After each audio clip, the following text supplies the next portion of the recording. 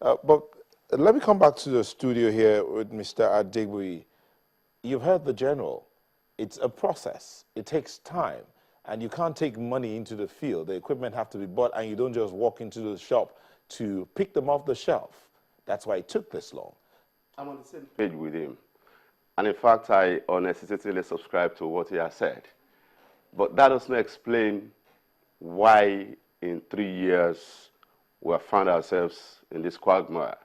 I mean, we must do an audit of how much we have dedicated or allocated for defense and purchase of equipment vis-a-vis what we have readily available. We're not getting value for money.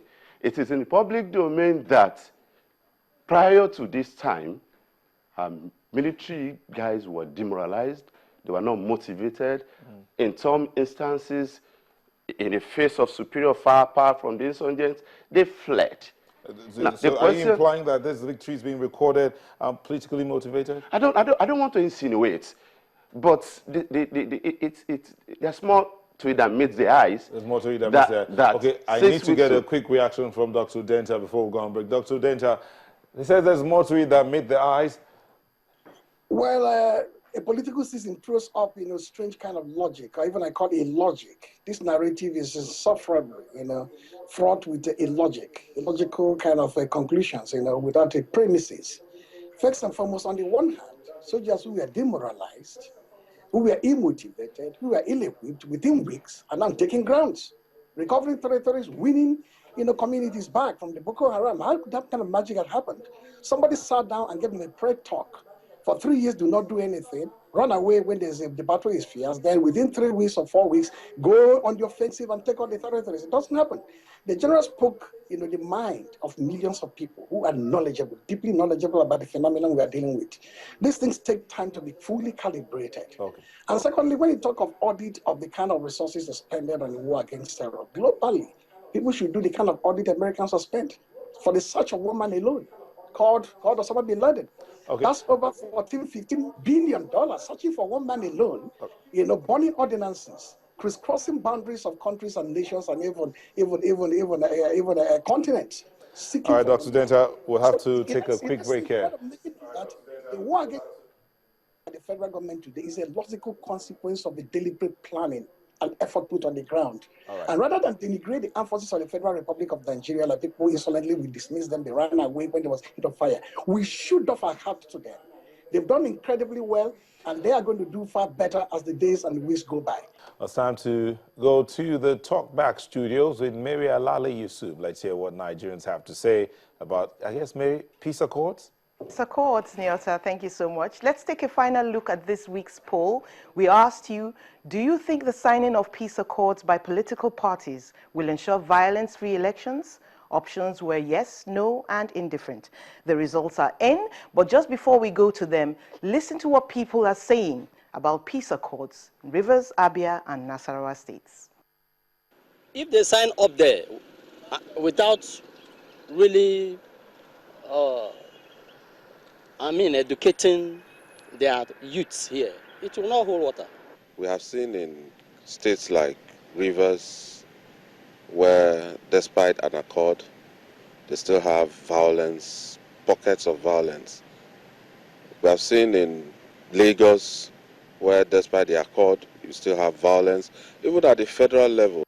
In the interest of peace and unity, everybody should exercise caution, because election will come and go and the people will still remain. They should agree together so that there will be no killing and fighting. So that this election will be run free and fair. If you lose today, you cannot always win tomorrow. Since they started this rally of 18, there has been no violence, unlike before.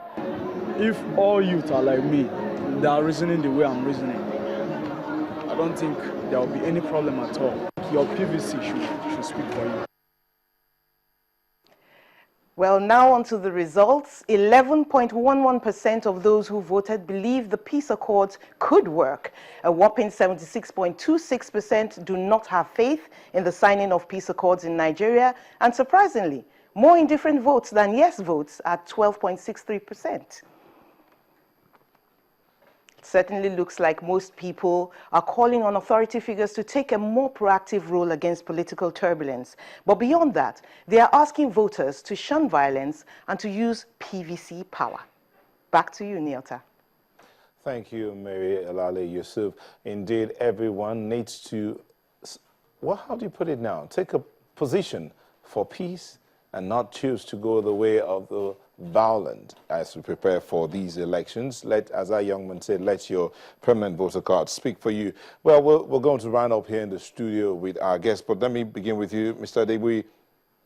The politics of this insurgency war. Now, there are those who are asking, why is it that none of the sponsors of Boko Haram have been arrested or prosecuted? Is there any politics behind all of this? We should be asking questions because certainly these people must be backed by some powerful guys where they get their funds from, their supplies and all of that. But very quickly to react to the gentleman out there, that, look, if we had not suffered embarrassment in the past, why were the towns captured in the first place? We just recaptured them. The fact remains that those towns were captured in the first place. Now, it's not for me to say that I won't denigrate Nigerian army. I praise them here. These people are fond of describing some of us who are critical of the steps of government as if we are not patriotic. You know, you may be content with patriotism of affirmation. You don't see anything wrong in the government of the day, whatever they do. But we have an admixture of patriotism of affirmation and patriotism of dissent. Nobody's more patriotic than me in this enterprise. I am proud of the Nigerian army. They are good people. They are well trained. The fact remains that it's been in the public domain that they were starved of funds. They were not motivated. Rations that are meant for them. It's not me. But it's important that all those issues are looked into. Not that we'll say that there's no logic in what we are saying. The logic is that towns have been captured before and we have recovered. Why were they captured in the first place? Okay, Dr. Udenta, as we wind down, he says something about the military had been starved of funds and they were not motivated. That he is more patriotic than many others. I speak about rigor. In the public domain, for me, it's just lazy intellect and the mood of analysis. Public domain? Whose research? Whose critical evaluation?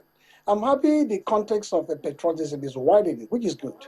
And APC as a party with converted Democrats led by the presidential candidate should probably become converted patriots. On the one hand, the federal government has no capacity to even fight this war. Now they're seeking for ceasefire for Boko Haram. That is changing the narrative. Now when the president said, I give a marching order, like the British woman said, I want the man, the demon that destroyed the life of my husband, I want him captured. And the president said, I want Shekau captured. What did we hear from APC?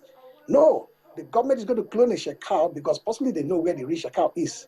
They went further to say they can't even capture the real Shekau, given his profile, given his history and fanaticism. Somebody may know something there, which is actually leaving that part of patriotism to the destructive roots of perdition and infamy. Pull back on that. Join hands with the government, no matter the mistakes, no matter the circumstances, like Americans and the Britons.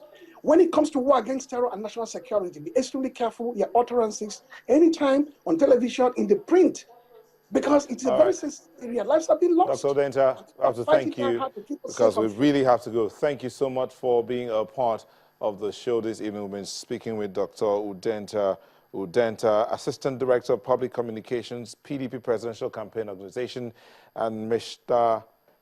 Adegbuyi, BC Adegbuyi, who is a member of the APC, Deputy Director General of Senator Ibikunia Mosul Campaign Organization in Ogun State. Thank you for speaking with us. Thanks for having me. It's my pleasure. We also had over the telephone retired Brigadier General Willie Obenel via phone, and he's a security expert. Well, for you at home, thank you so much for letting us be a part of your evening too. We'll bring you another edition same time tomorrow. Good night.